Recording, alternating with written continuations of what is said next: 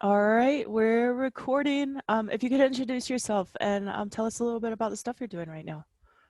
Yeah, so I am Gabrielle Rodriguez, can also go by Gabe. I use she, her pronouns. And I guess the biggest thing that I am doing is I am the founder of La Conexion. We co create sober spaces to prioritize the individual and collective healing of QTBIPOC with, by, and for us. And so we just have a lot of different offerings through that. I'm also in my final semester of grad school, Holy which is so cats! stressful. I haven't really done much for it, which I know I'm going to panic about on Monday.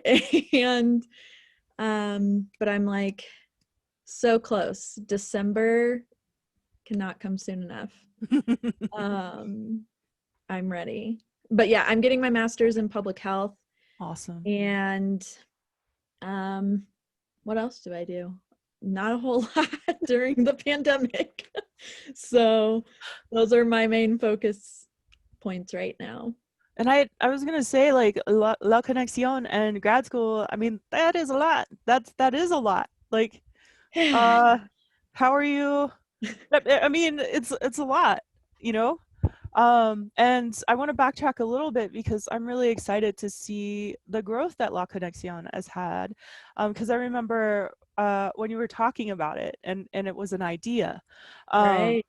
and now it's a thing, and I've definitely I have been helped by La Conexion and also been connected with a lot of really amazing people. I have a bunch of pen pal letters on Yeah. my kitchen table that I need to respond to, and it's just been so wonderful to like receive that, like just like, oh my god, people actually exist in the world. Like, Right. like Yeah. Yeah. So, yes, this has been kind of a dream of mine for quite a while.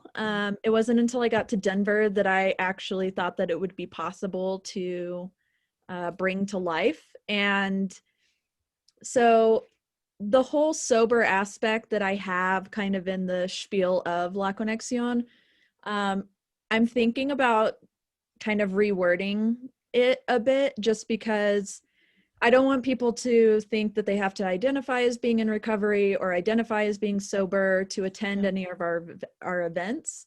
Hmm. Um, the emphasis for me with this program and just like project is the healing. So for because for me and my like sober journey that's been the like key point is to just like heal all of this trauma from childhood throughout adolescence into adulthood and then like all of these more like unhealthy or however we want to define them coping skills that I learned as a kid, like they don't work for me in adulthood, and all these like trauma responses. And so kind of healing all of that and then like thinking about these like more unhealthy like coping strategies, like they just don't, they're not helpful. um but yeah, I entered recovery in 2012 and I was 22, Mm. and um that was about like 8 months after I came out. And so that kind of like spearheaded this whole sober journey for me. Because I had known about, like I recognized my sexuality as being gay like at the age of 12, but Yeah. I didn't have any representation. I didn't know those feelings at that time. Like I just knew that I didn't see it anywhere, so it must be wrong. Mhm. Or knew that it was like different uh, than the norm. And so I kind of just hid that. And the easiest way I knew how to hide or deal with any type of emotion was alcohol, because my family, that's what they used for every emotion, was just alcohol. Um, so that's kind of how I found, yeah, how all of that came to be. And then just like for 10 years, I just like used that as a coping strategy because like that's all I knew. That was what I was taught and what I had seen. Yeah. And then when I came out, I was like, well, now my biggest secret is out. Like, I don't need to do this anymore, but I couldn't stop. And so I like went to family for help, and somebody in my family knew a person that was in 12 steps. And so that's kind of where I got started. And then that was a whole other thing.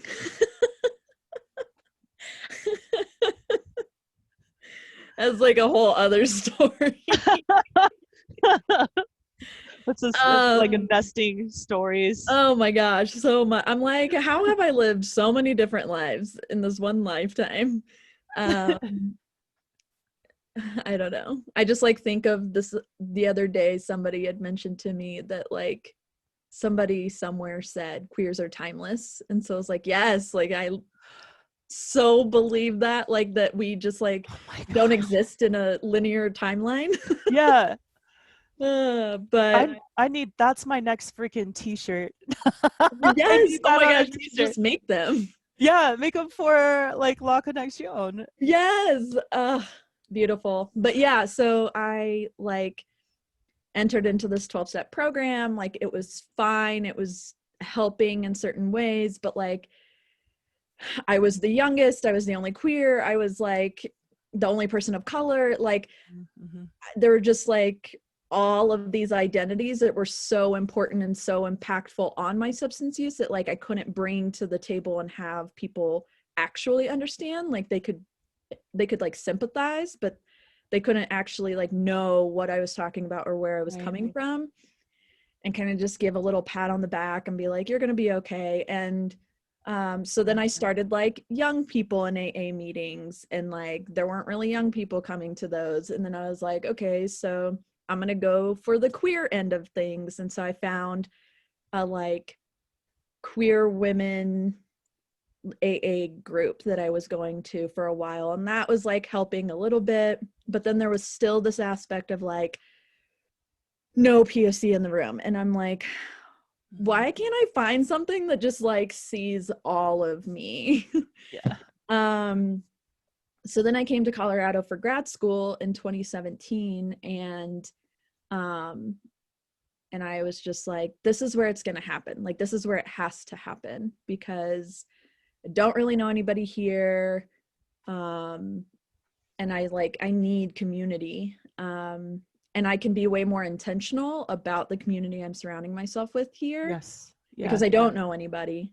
And so, yeah, I think like I kind of was like volunteering with the nonprofit youth scene here and there, and just like chatting with them about my idea, and they loved my idea and they're like, yes, this is absolutely needed. And so we just started going after grant funding for it. Nice. And we finally got funding this January of 2020. Had 2 in-person events, and then the pandemic hit. Yep. So it's been I actually wouldn't even say it's been a rocky start, because the pandemic and like everything having to switch to virtual has actually helped us, because we now have a much larger reach than we would have had if we were just local and doing things in person. So we've like, even within our first few months have been, or like, yeah, first 6 months became national, because people were tuning in, and like from each coast, from Hawaii, like we had one person one time, I think in Mexico. We have another person that kind of regularly comes from Canada. Like, so it was just interesting to see, just to like see the really rapid expansion of that. And now I'm like, I don't know if I want to do in person or like solely in person things, because we have such a bigger reach if we do things virtually. Right. There are a lot of possibilities there. And I've been noticing that too. I'm like, whoa, y'all are taking off. That's so cool. Yeah, it um, kind of happened out of nowhere. Started with the letter writing kits or the letter writing collective. So yeah, like towards the beginning of the pandemic, I was like, how can we, because, I kept hearing people like on the screens in our virtual events being like, I'm tired of screens. Like, I'm tired of signing into Zoom. I'm tired of looking at the computer and like not being able to connect with people. And so a part of my like closeted days was having pen pals. And so I like, that's kind of one of the first places I came out, was like writing love letters to these people that like didn't know I was falling in love with them. Or maybe they did, but some of them did. But just like yeah. And so I was like, wow, like what a like full circle opportunity to like yeah.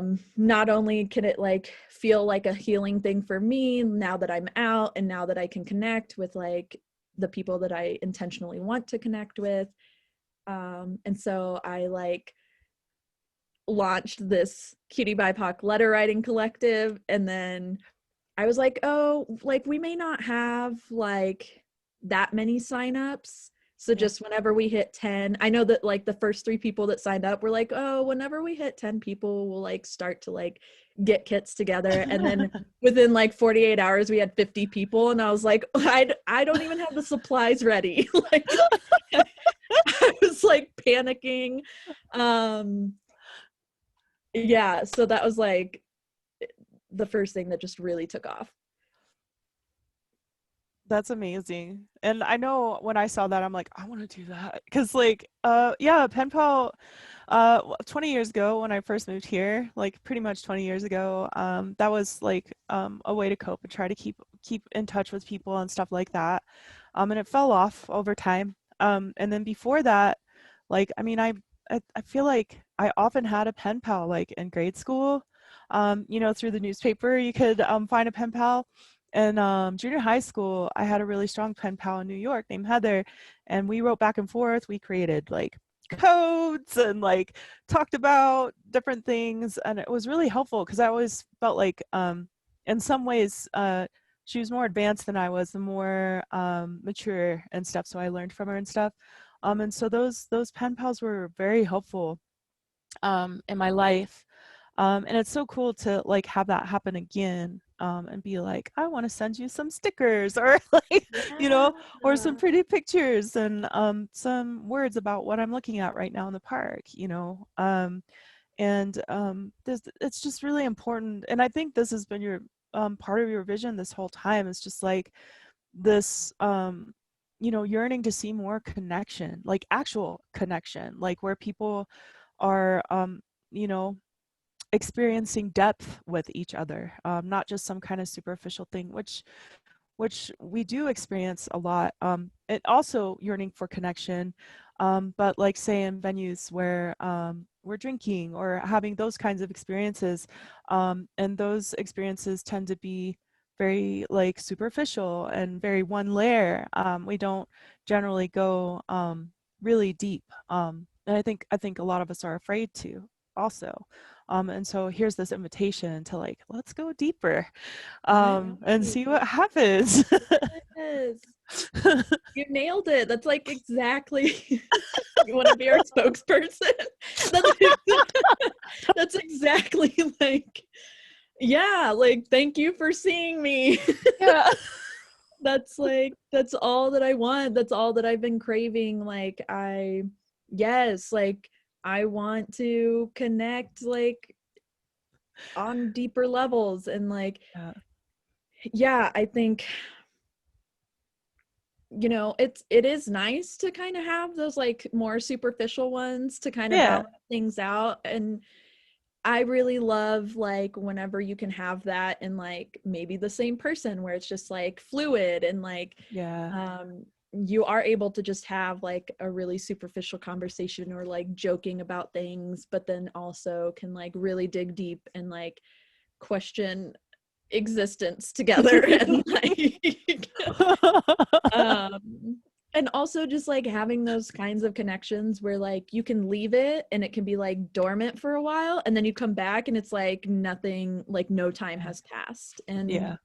um yeah, and I just like I think I when I reopened it and I kind of sent out an email to the existing collective, somebody responded and this person was like, oh, like I'm so glad this is still going. I felt like I wasn't really getting like into it, and like I was feeling some type of way about like not getting responses and not knowing if I was getting it to the right people and all of this. And I was just like, I hear you, but also like we're in a pandemic, in a revolution, the world is on fire. Like Time is real weird right now for time yeah is really weird. Like I know that I took months to respond to some people, like, but you know, it's still there and it's still going to exist as long as people want it to. yeah And yeah, I just like don't want anybody that's signed up or that like I just don't want people to feel bad for like not sending letters or like only receiving letters and not sending any out. Like, you know, it's just there as this like way to connect if and when you were ready for it. And but yeah, it is really exciting. And like it's been nice because some of those people have come to our virtual events too, and so there's like other ways to connect also. Like if you signed up for that and you're like, oh wait, this is actually not where my capacity is, but like I can sign on to a Zoom real quick. yeah Totally, yeah, like that's fine too. So what are some of the virtual meetings like? I'm sorry I used the word meeting. That wasn't quite what I meant, but like offerings are what I call them. And so we have a bi-weekly BIPOC healing circle. And that's co-hosted with Michelle at Agua y Sangre Healing. That one, so we alternate. So this Sunday we will be doing a regulating our nervous system. So we'll be doing grounding practices with Michelle. Beautiful. And that starts at 6 p.m. Mountain time. Okay. And then on the opposite times, I'm sorry? This Sunday? This Sunday, yeah. Okay. And then the opposite healing circles that we do are she brings an herbal ally. And then we do like a visualization, and then Michelle like shares with us some of the healing properties of whichever herbal ally is brought. And so we alternate between those two. And that's been really cool. And on the opposite Sundays of the healing circles, we have a QTBIPOC specific sobriety group. Okay. And that is, you know, more geared towards people that do identify as being sober or sober curious, happen to be in recovery and whatever program fits them. In that group, we are trying to work towards like decolonizing our sober practices, which means that we welcome everybody's experience and pathways of like how they're on their sober journey. However, we're trying to decenter the 12-step focus, because I mean, the whole point of La Conexion and all of our offerings are that they are all created for, with, and by us, and 12 steps was not created for, with, and by us. Right. So that's kind of the only reason why we're trying to more so like center the voices of people that maybe are entering like sobriety on their own and like figuring out other methods and ways, like through therapy or through meditation or whatever types of practices. And so yeah, and I think we're getting to that point. There is still a lot of like 12-step heavy language in there, which is perfectly fine. But And then we have the Letter Writing Collective, and we have a really cool event coming up in October. It'll be a QTBIPOC film weekend. So we are partnered with Youth Scene, and then also a film group out in Portland, Oregon that found our Instagram page and wanted to talk about like a queer film fest to bring to Denver. And Yes. so I was like, well, I want it to be Cutie BIPOC specifically. So we are going to have 4 days of highlighting Cutie BIPOC filmmakers, creatives, and films. And I'm really excited about it. I think our tickets are gonna go live today or tomorrow. Oh, dang. And that's October 15th through the 18th. Through the 18th. Okay. Very cool. Yeah. And all of this can be found on our Instagram page. We are more active on Instagram than Facebook. And we also have a newsletter that people can sign up for on the Youth Scene website. And yeah, so I think that's all the offerings we're doing. Oh, we do have, I forget about this, which is probably bad because we contracted with a Reiki healer, Ty May, who is Ty.nonbinary on Instagram. And we have up to 5 free sessions each month, and we started this last month, and they get booked within 24 hours. And so that's kind of why I forget about them, because we like put it out on the first of every month, and like by the end of that day they have their sessions booked for the month. They also do paid sessions outside of La Conexion, but we have like partnered with them to do, like, we pay for 5 free sessions for Cutie BIPOC to be able to access that. Wow. That's Yeah. really beautiful. That is so great. Yeah. Great. So just trying to like offer like so many different healing spaces that cover different ways, because I think that like whenever, and I think that's kind of the piece about like not wanting people to necessarily feel like they have to identify as being in recovery or sober, because like healing can look so many different ways. And it doesn't have to necessarily mean that you're sitting in a circle talking about your feelings. Like it can mean that you are just in a room with other people that look and feel like you. Yeah. And that's what the Cutie BIPOC co-working space is for. We have that every Tuesday morning. So like people can just come in and do whatever work they want to do. Sometimes we talk more than other times. So like if you come in and we're talking and it doesn't feel productive, then maybe like join the next time or mute us. But yeah, I like try to have it be a really like nice balance. But it's kind of just a drop-in style space, and it feels good to like, yeah, some days be super productive and some days like talk about our working dreams.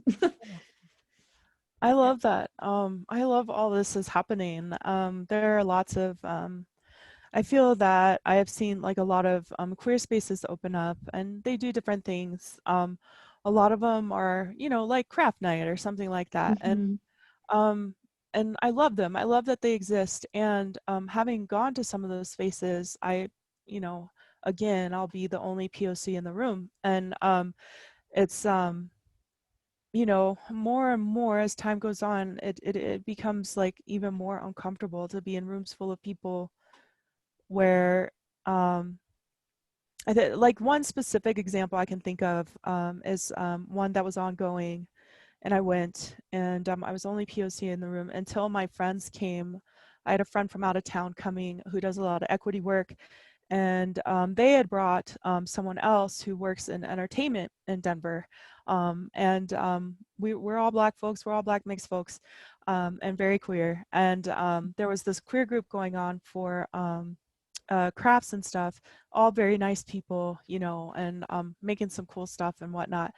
And it was interesting to see what happened when my friends came and we were talking, and like it was like the separation kept getting deeper and deeper while we were there.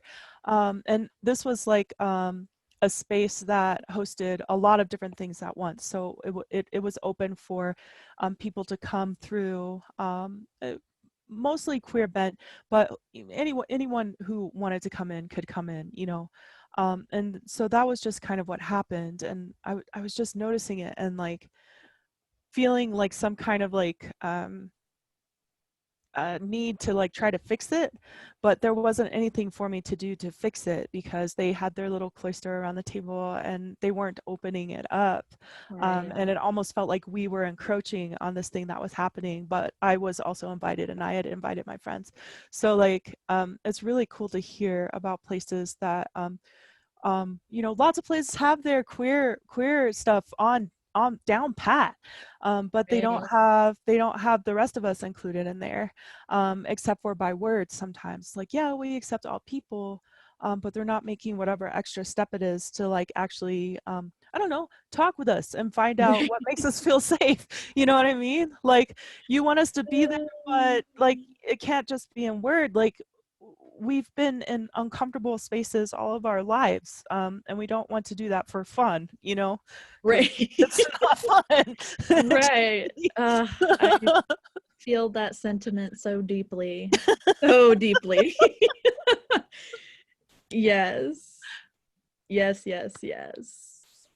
Yeah, there's just like something so magical about entering into a space, virtual or not, but just like entering into a space where every single person looks and feels like you, Yes, and you can voice that and not feel like you're going to have any repercussions right. whatsoever, or like where people like can actually like release and Yeah, like have their shoulders come down and like take deep breaths and just be like, yes, like yeah, this is okay, like I can relax here. yeah.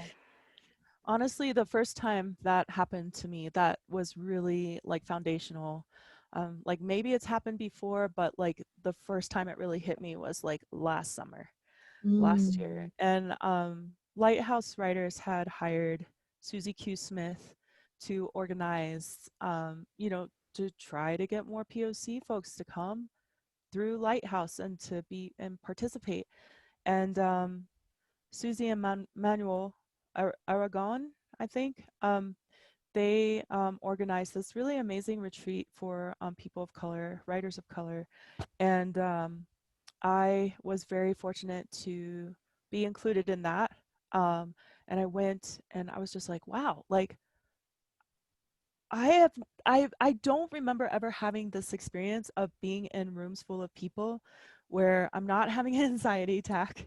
Mm-hmm. I feel like I can just be my kooky self and everyone's cool with that, you know?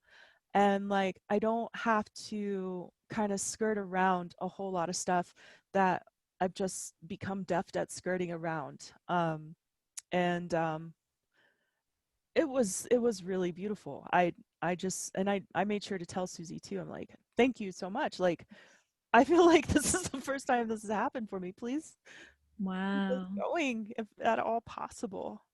Ugh.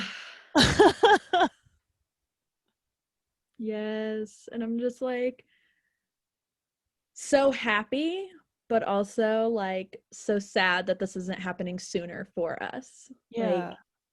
even like ugh, yeah, I'm just like You're like, this is why I'm doing this. it is exactly why I'm doing this.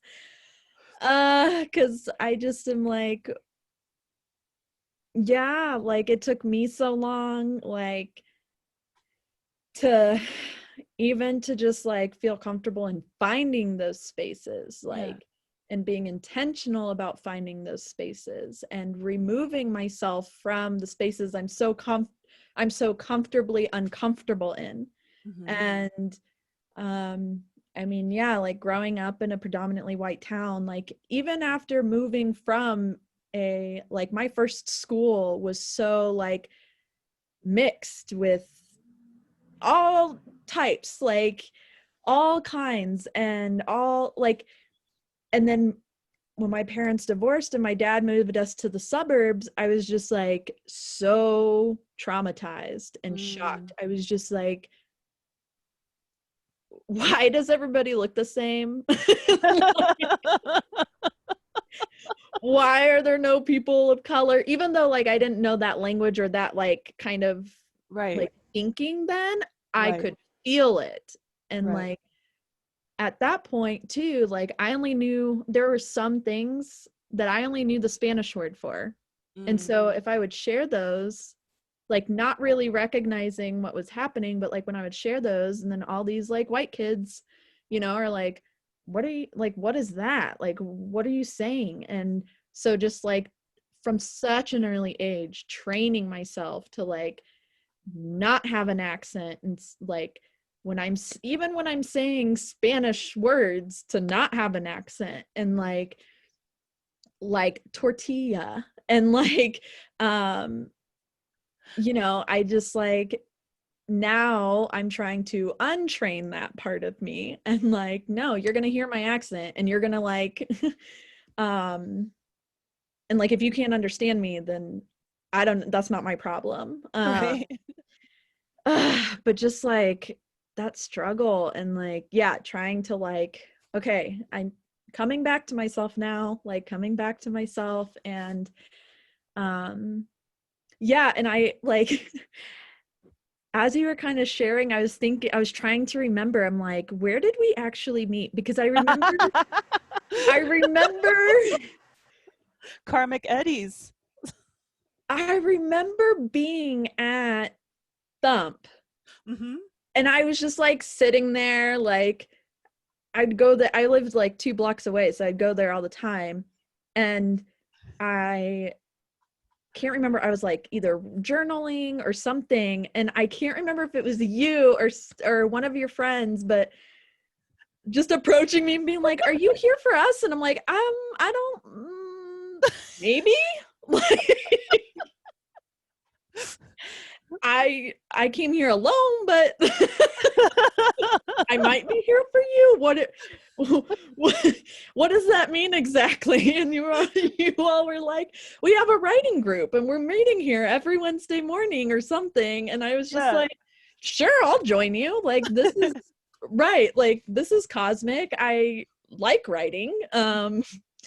Haven't really been able to do it much since moving to Colorado, but like." Yeah. But yeah, so that was, and then like going to Agua y Sangre Healing, and I'm like, "You're here too." It's true. It's true. I just like clearly we're supposed to be connected in some way. Yeah, I thought that was cool too. I was like sitting at the table that day and my friend Juliet, she's become a really good friend. So essentially there are these amazing poets in the community who I look up to and just kind of probably a little bit idolize. And I just like I love the way they work in community and just like you can tell like what kind of light they are just by how they are.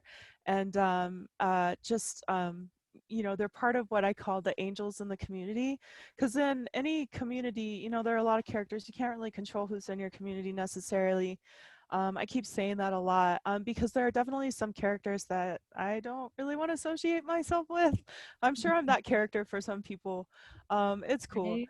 But like, there are also some people who actually really care about things like actual community and Mm-hmm. actually supporting and actually kind of building the kind of world that they want to see. And so these are the kind of poets that I've seen. And then all of a sudden I'm at the table with them. I've been invited to uh, go to Thumb Coffee Shop at 7 a.m. in the morning. Right. It's very, very early, but totally worth it. And just write. That was our job, was to get together and just write.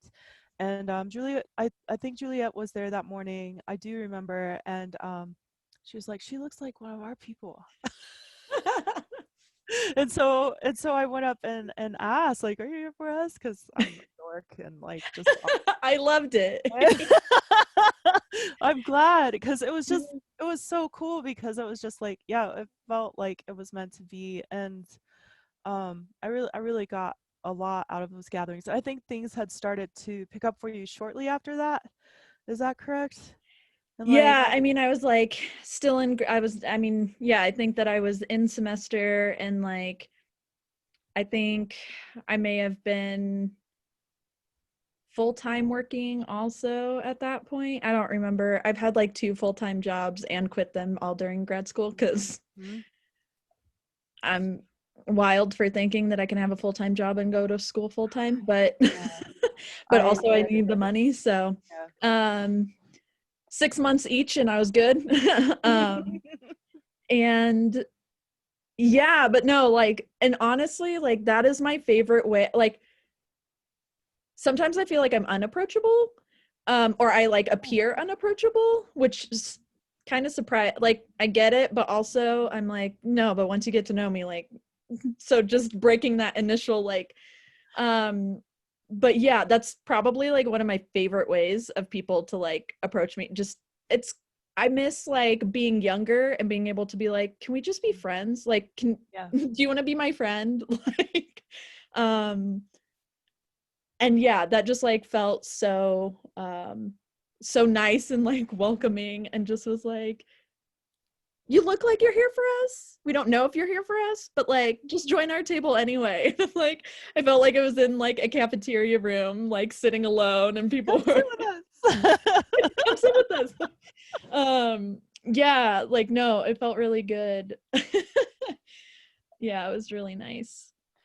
Yeah, and it was good for me too, because like it was just like there are so many groups that I've been in and out of, and they're very closed, very exclusive.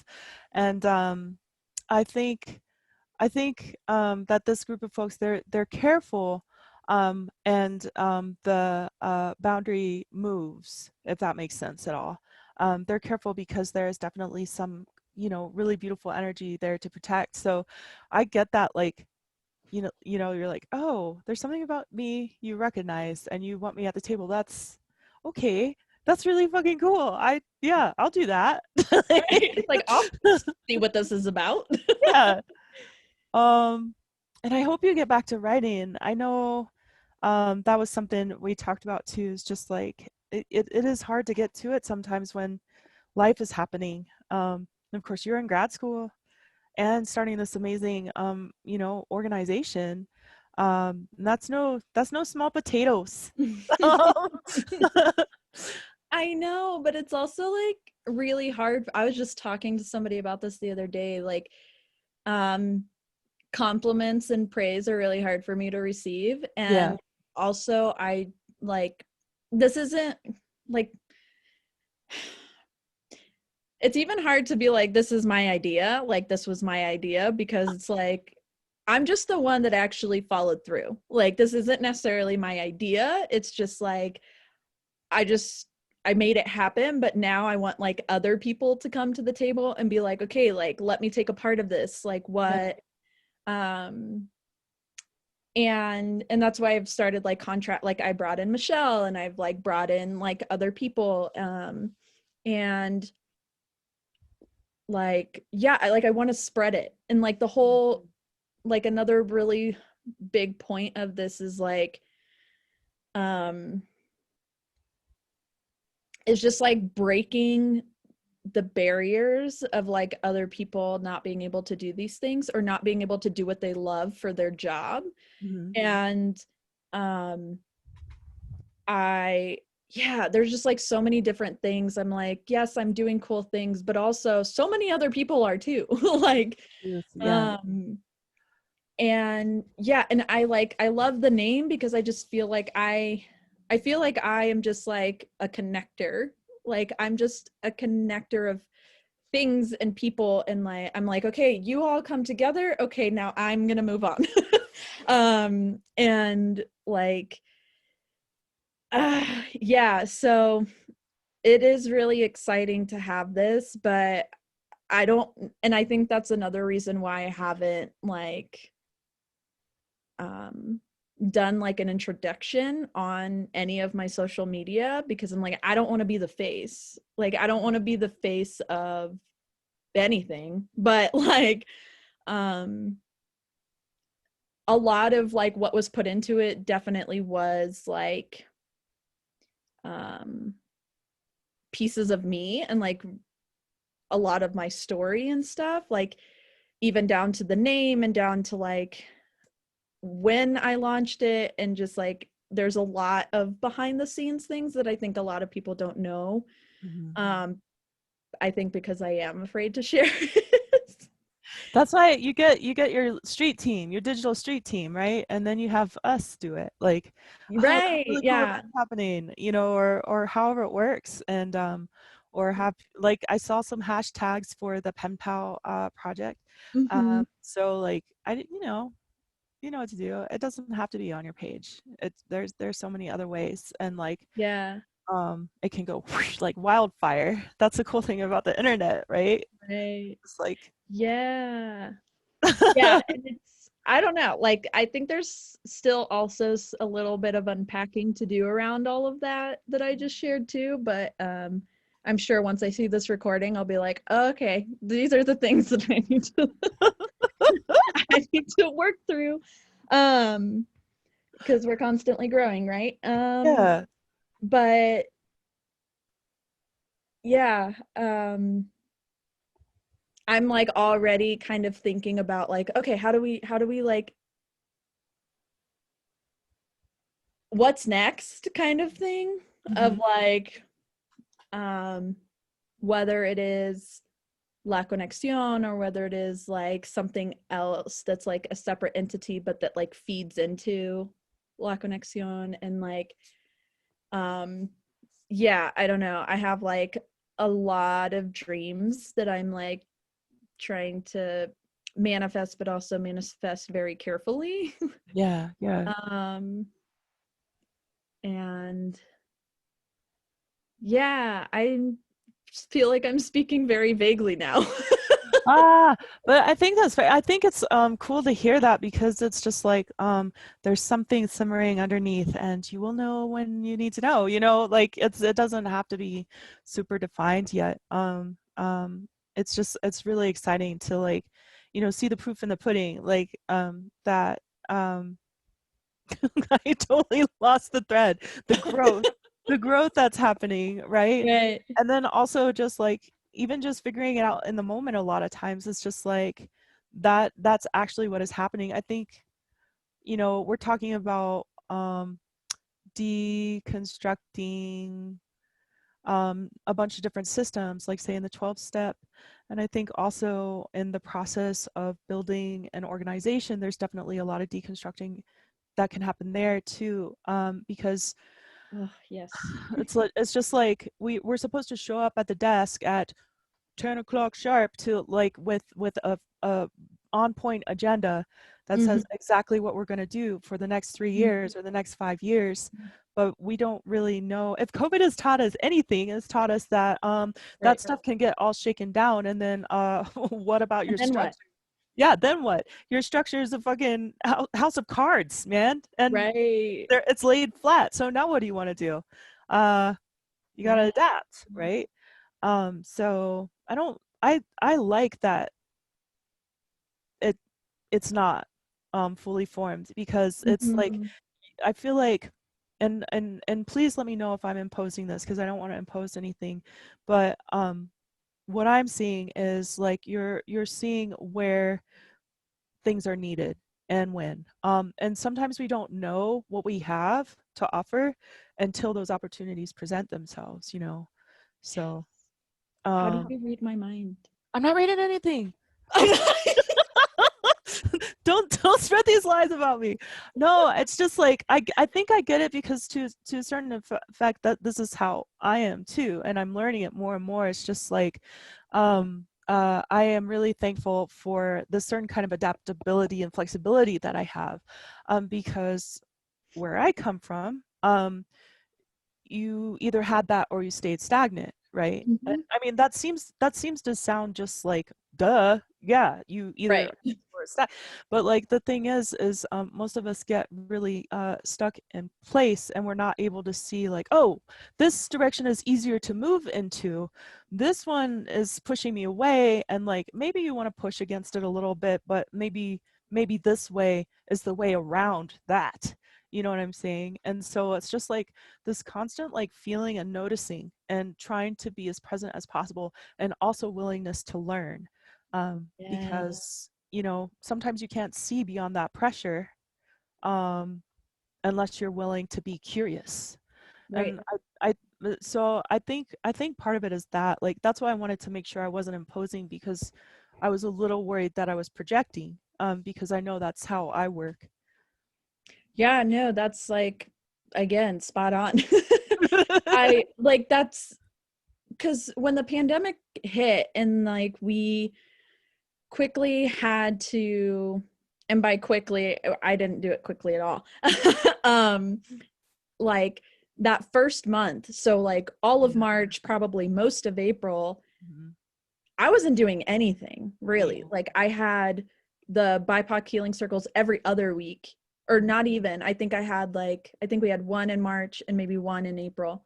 And um yeah, I was like, I need to figure out myself first. Real talk. Yeah. um and luckily, like the nonprofit that my program is under, like you've seen, the whole team, we were all like meeting on a weekly basis, like we still do, but we were meeting on a weekly basis and just checking in with each other and being like, what do we all need? Like, what do we need during this time? Because there's no way that any of us can be going out into the community right now in any capacity, Right. because we don't even know what we need right now. Mhm. And I felt so grateful for that opportunity to like really dig into myself and be like, okay, like what do I actually want this to look like?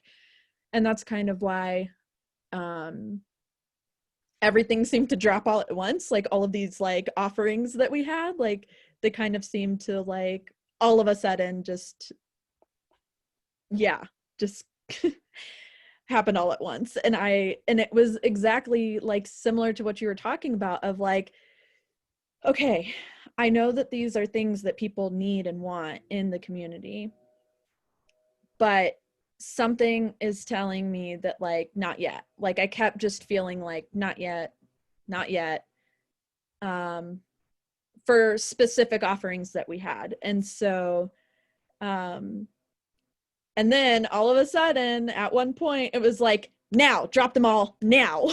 Boom. and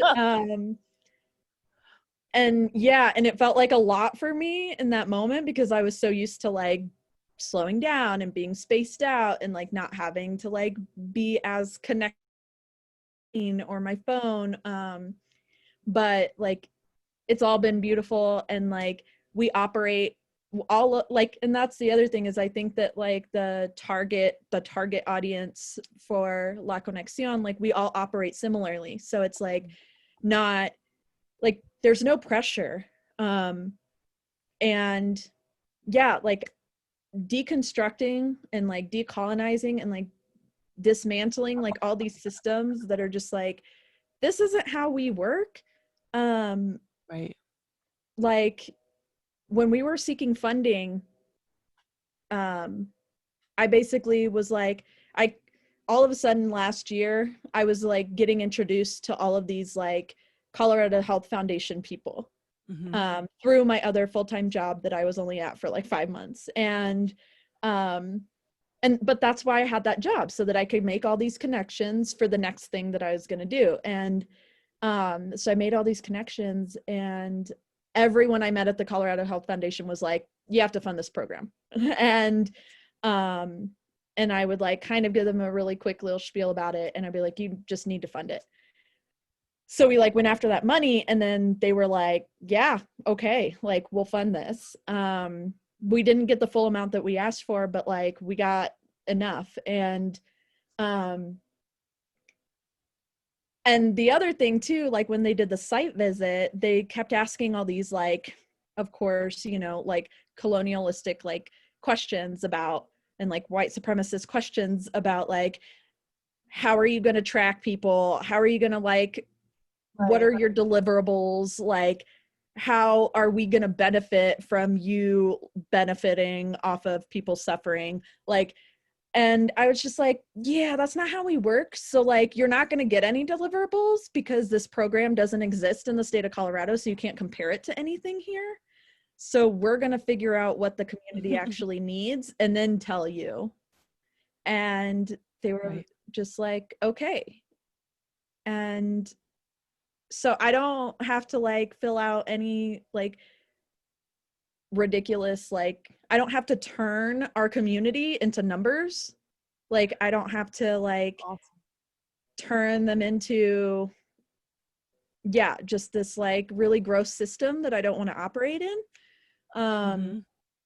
We get like information that we need and want, just like, and you know, just like in building this and in like informing our future programming, we get enough information. And so that doesn't feel like I'm like digging into everybody's like situation. And we're very protective of that information too, and like who we're giving that to. And like even with like the funder, we just like basically say, you know, like we just give them a narrative and we're like, we're doing what we said we would be doing. We're healing our community. That's really all you need to know. Like, and so, yeah, just like, that's kind of another piece of what I was mentioning about like just breaking any types of barriers. And like, yeah, it's wild. And like, it's another reason why I love being a part of this team, is because like we have like job titles, but like we're trying to break that hierarchy too. Like we don't operate in a hierarchy. Nobody's above or below us. Like, just like all of that. I'm like, get rid of all of it.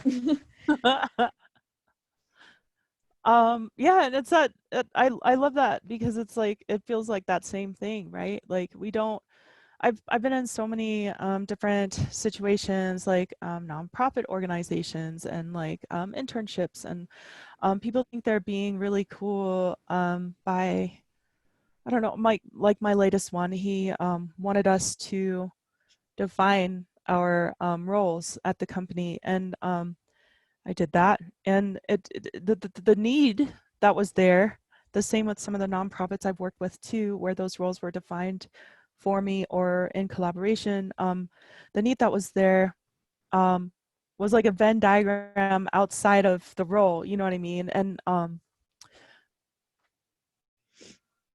especially in those situations, like I said, we don't know what we know or what we have to offer until we're presented with a challenge. And then we go from there. Even if we have a lot of experience in our said roles, because like there aren't enough people there to like kind of fill in the gaps of the roles that are missing. And so we have to step in to make sure those things are covered. So I think that's a really realistic way of thinking of it. Instead of like, you know, like the deconstructing part is just like, there's like a gumball chart and we stick everyone in one little block and this is what you do, you know, like me working at HP a million years ago. It's like I'm testing the same computer part on multiple computers for 12 flipping hours a day in like a static free environment. It's some level of hell. It is some level of hell. Oh, the green light came on. Okay, next. You know, I got paid very well to do that terrible job. And that's, I feel like that's how a lot of organizations and companies try to work. And it's just like, I just, I don't really have much more to say about it, but I'd rather work the other way. Sometimes it definitely has its challenges, you know, but we grow together that way instead of being in like a block and being stagnant, you know. Yes, absolutely. And I definitely appreciate the growth that I've had during this too, because like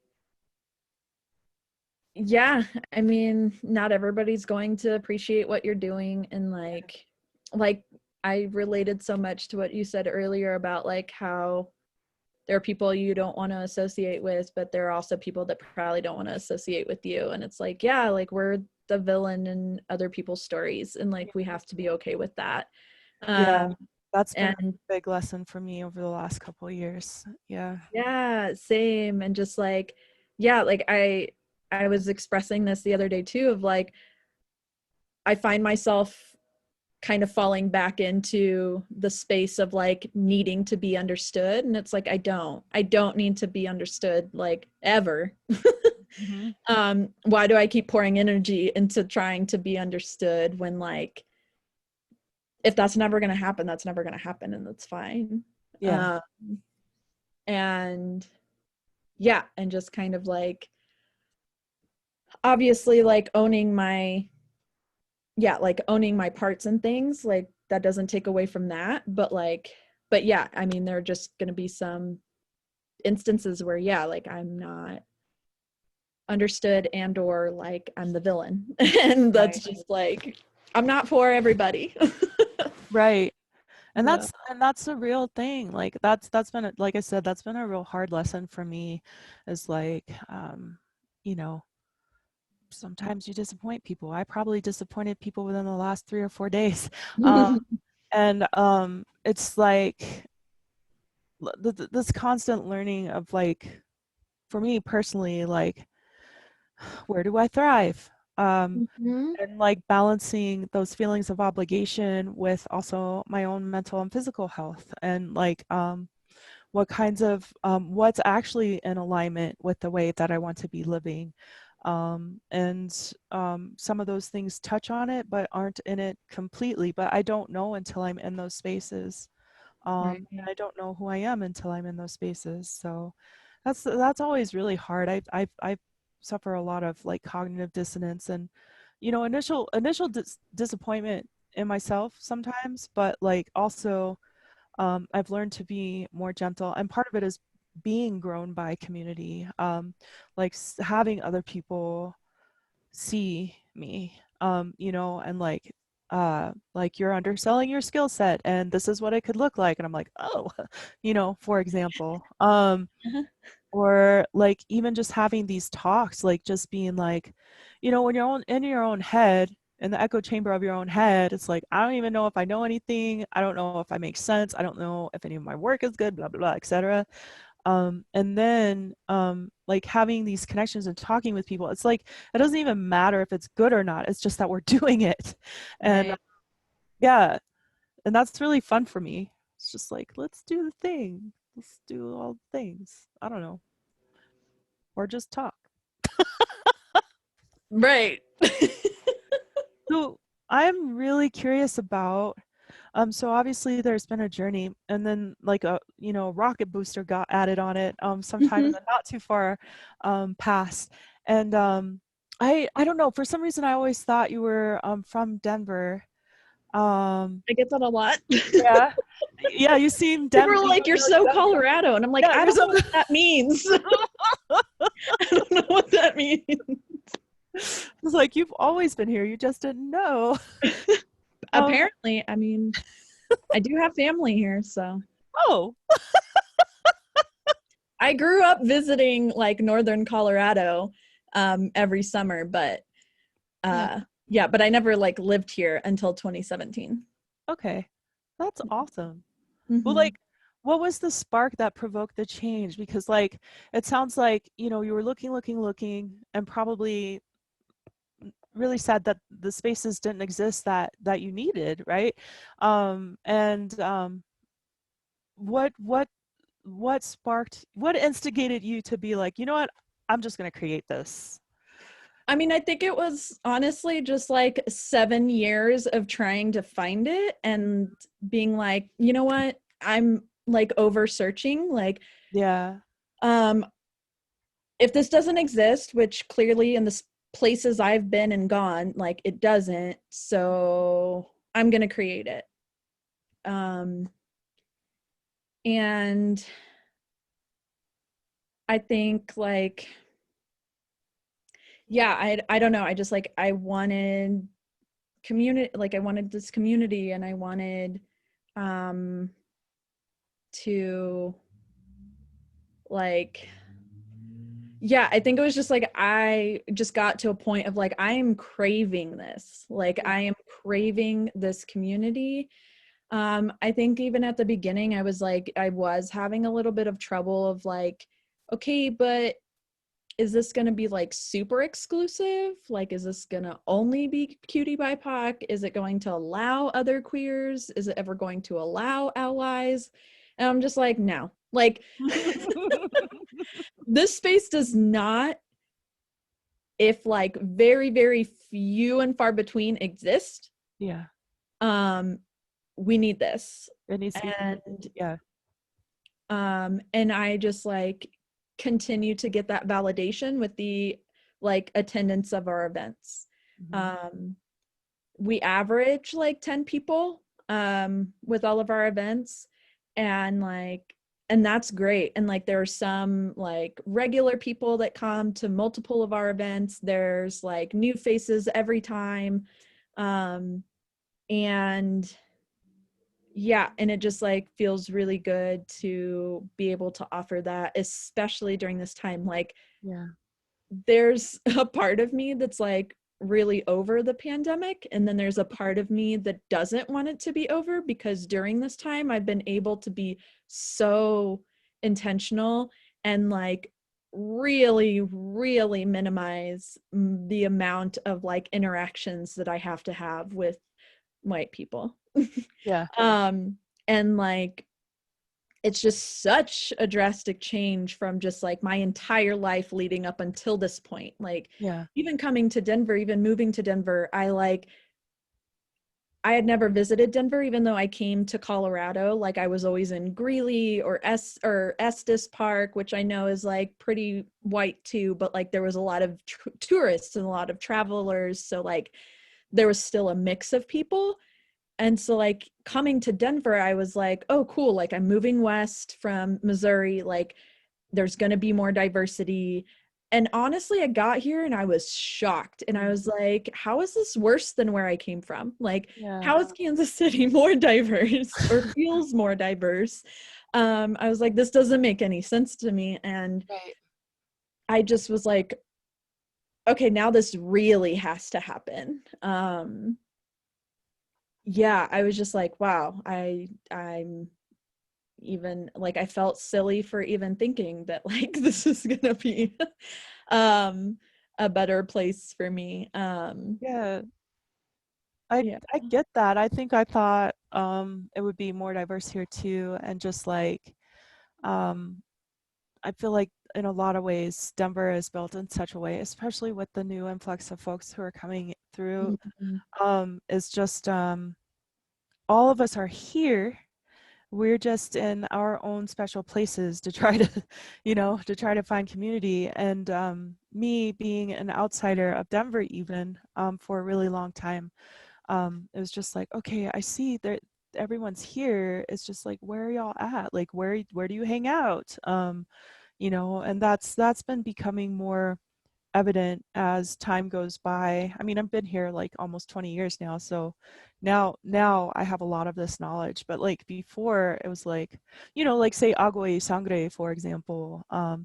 I was realizing, as being a massage therapist, like I didn't want to give away all my energy to people who didn't even, you know, who treated me like a house slave. I'm just gonna go ahead and say it. Like sometimes I felt like I was in someone's house and they were just ordering me around to like do these specific things that had nothing to do with my practice, Right. Um, and they didn't take my practice serious. They didn't take me seriously either. And then moving to a place like Agua y Sangre, where it's just like we're working in community, and sometimes that has challenges too, working in the community that you are in. But it was definitely absolutely more fulfilling because people were coming there like I I know I need these things and I need a guide, or like I need healing, and or whatever it was. I just need to cry on your table, like Mm-hmm. all kinds of things, because like these services don't really exist for us Right. very often. So that was really truly amazing to be able to work in that kind of space, and it's really hard to go back. Like I'm not practicing right now, mostly Right. because of COVID, Right. and also because I mean, forevermore, I feel like I really have to be very particular about where I use this energy, where I give this energy, because it is a lot of energy and it is a lot of work.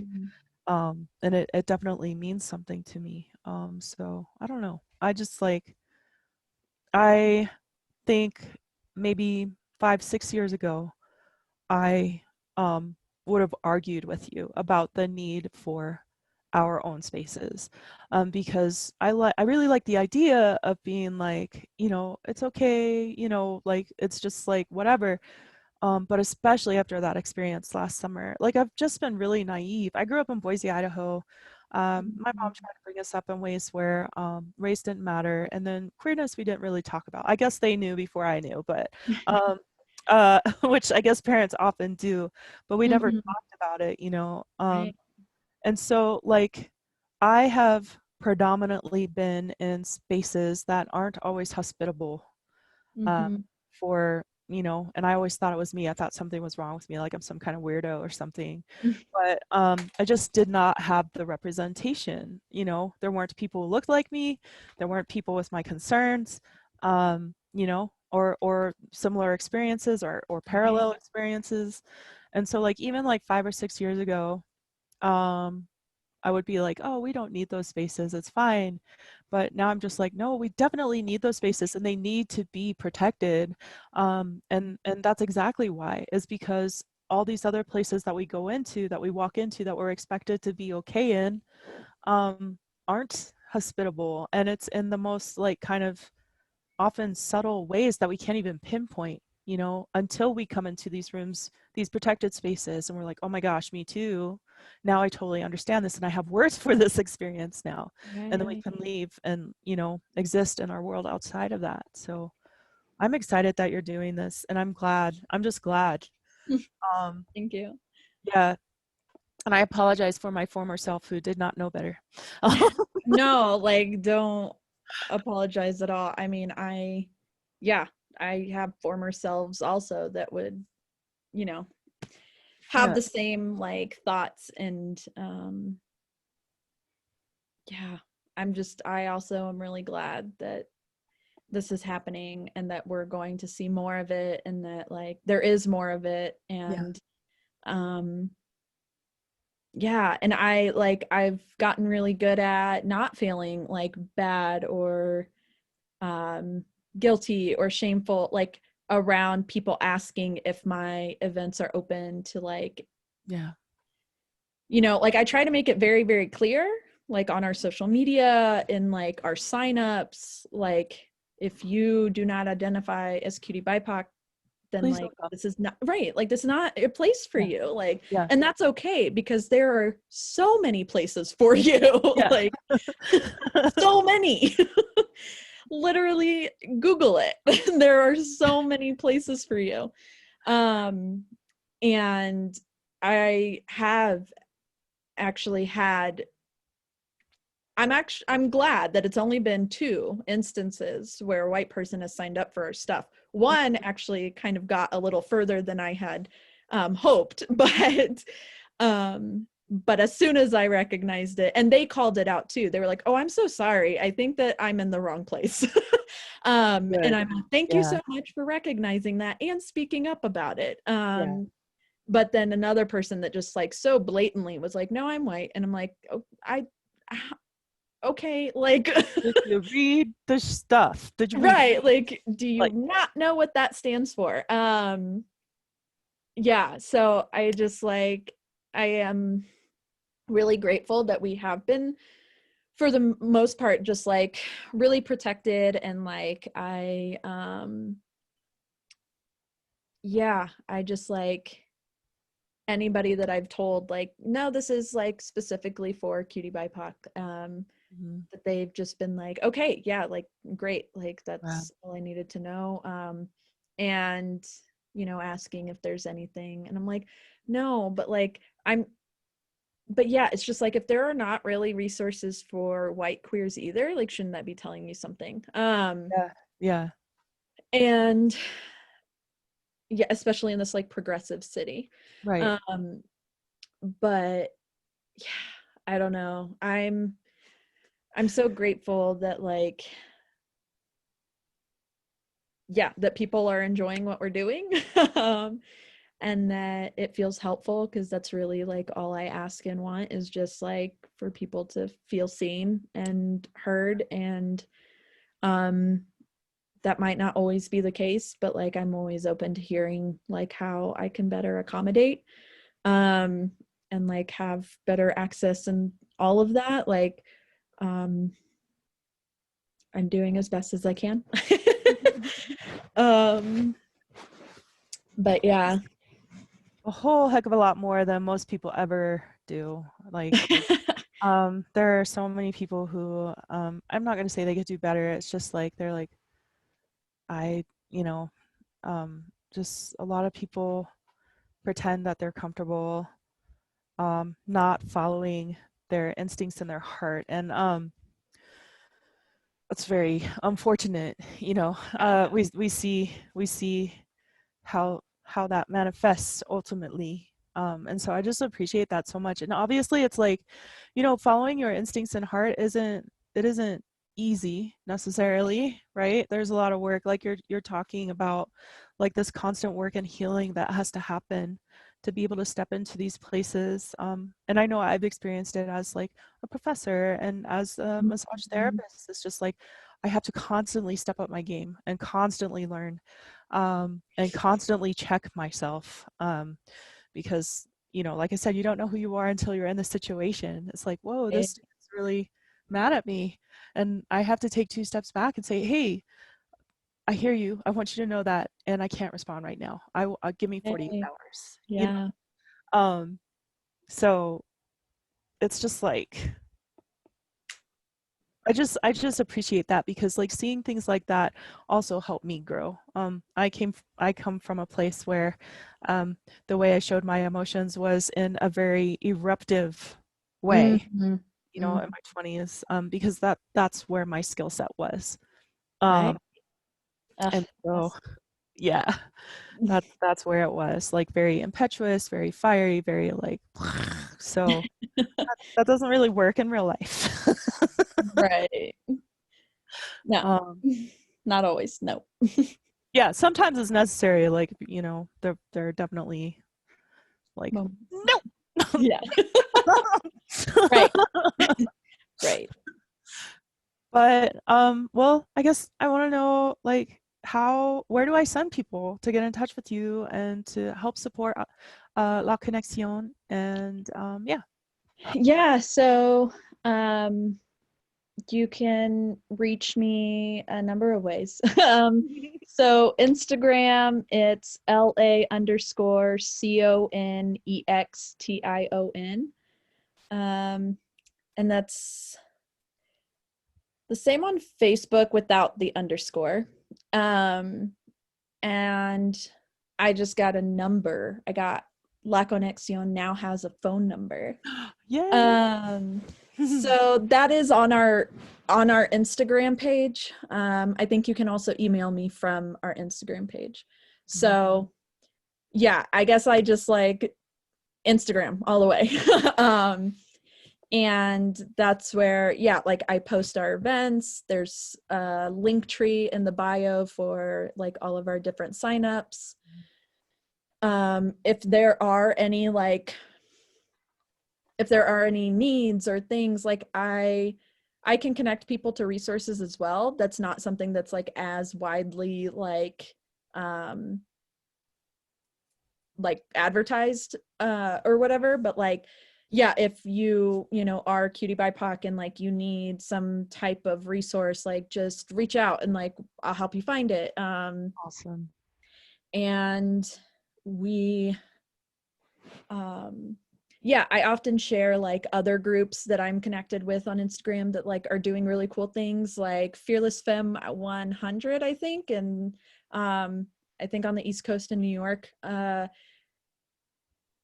Instagram page also does a lot of cool stuff for QTBIPOC. There's like a speed friend dating thing that's happening, and in a couple weeks, and they also do a lot of like mental health peer support stuff.